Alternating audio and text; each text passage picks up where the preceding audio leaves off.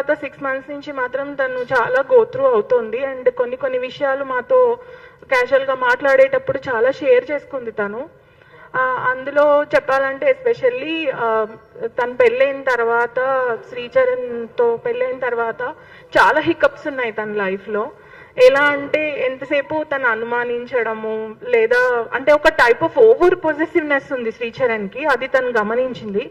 She herself is a psychologist. So తను ఏంటంటే శ్రీచరణ్ది ఒక స్ప్లిట్ పర్సనాలిటీ అని చెప్పాలి. పెద్దవాళ్ళ ముందు తను ఎంత వినయంగా, ఎంత విధేయంగా, ఎంత డౌన్ టు ఎర్త్గా ఉంటాడో, ఆన్ ద కాంట్రరీ గాయత్రితో ఉన్నప్పుడు తను చాలా అగ్రెసివ్గా ఉన్న సందర్భాలు ఉన్నాయి. అంటే అగ్రెసివ్ ఇన్ ద సెన్స్ తను చెప్పినట్టే వినాలి, తను చెప్పినట్టే చేయాలి. ఎగ్జాంపుల్ చెప్పాలంటే తను యూపీఎస్సీకి కట్టాలనుకున్నప్పుడు he just objected that you are not going to do that.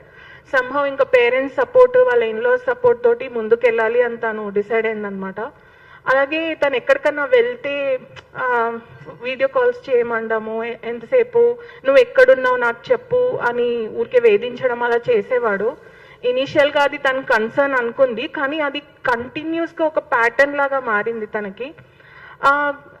Gayatri actually psychology degree చేసిందండి. అండ్ ఒక సైకాలజిస్ట్గా తనకి అర్థమైంది ఏంటంటే శ్రీచరణ్కి సమ్ సైకాలజికల్ ప్రాబ్లం ఉంది అని. తను హెల్ప్ చేయడానికి కూడా చాలా ట్రై చేసింది గాయత్రి.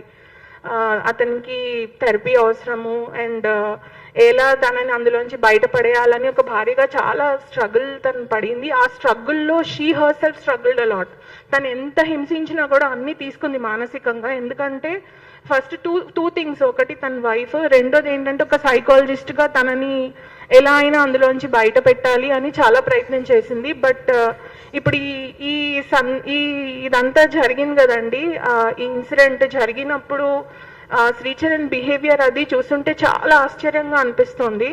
ఎందుకంటే ఇన్సిడెంట్ జరిగిన వెంటనే అసలు తను ఏమీ చెప్పకుండా సైలెంట్గా, అసలు ఏది అడిగినా కూడా ఒకటే విషయం చెప్తున్నాడు, దట్ ఆ రోజు ఇలా జరిగింది, మేము వెళ్ళాము అనే చెప్తున్నాడు తప్పిస్తే ఇంకేమీ చెప్పట్లేదు. అండ్ ఇంటికి వచ్చిన తర్వాత తనకి అసలు ఒక ఎంపతి అనేది లేదు టువర్డ్స్ పేరెంట్స్ కానీ, రిలేటివ్స్ కానీ, ఫ్రెండ్స్ కానీ. అసలు తన కంట్లోంచి ఒక్క చుక్క కూడా నీళ్ళు రాలేదు. అది చాలా ఆశ్చర్యంగా అనిపిస్తుంది అతని behaviour. And she did go through a lot of psychological issues because of Sricharan, and he himself is a psycho patient. తను చాలా ట్రై చేసింది ఈ పిల్లాడిని ఎలా అయినా మార్చాలి అని చెప్పేసి.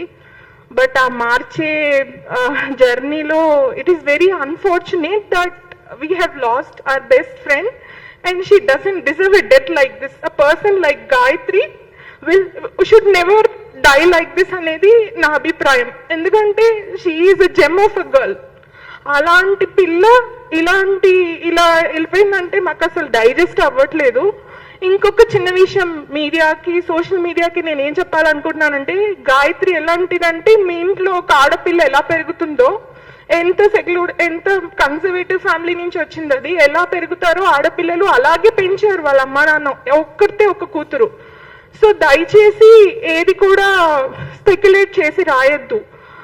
నిజాలు తెలియాలి. అసలు ఈ ఇన్సిడెంట్లో ఏం జరిగిందనేది థరో ఇన్వెస్టిగేషన్ చేసి మొత్తం బయటికి తీసుకొచ్చి డెఫినెట్గా యాక్షన్ తీసుకోవాలి అక్యూజ్డ్ మీద అనేది.